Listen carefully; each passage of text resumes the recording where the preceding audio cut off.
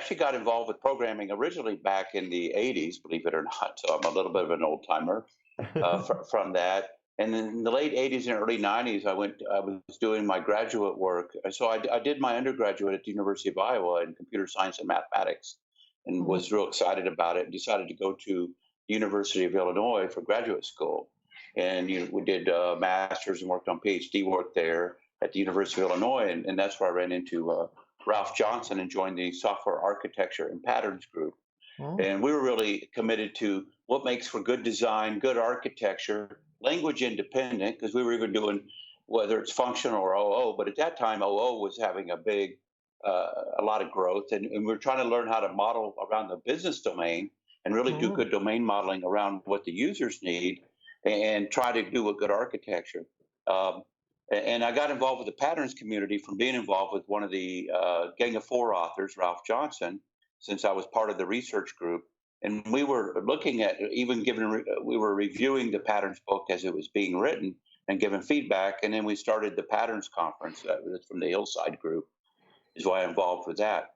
And actually at the second PLoP with Brian Foote, Brian Foote and I noticed that although we talk a good game a lot of times, and we always have good pictures of what architecture should be, what we practice and what we preach is quite different. And that motivated us to write. Maybe we need to admit this fact and come correct with it. And it's related to kind of like what worse is better, Dick Gabriel's first open source, or what you hear Ward Cunningham talk about when he talks about technical debt.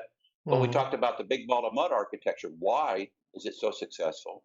We didn't write it as an anti-pattern. We wrote it's successful in a lot of ways. What leads to that?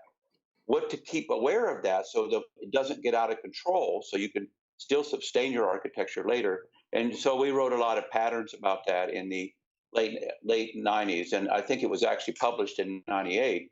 But it's still relevant today. You still see a lot. I've seen things in even the Financial Times and other things related to the big ball of mud, um, and technical debt's a lot related to that.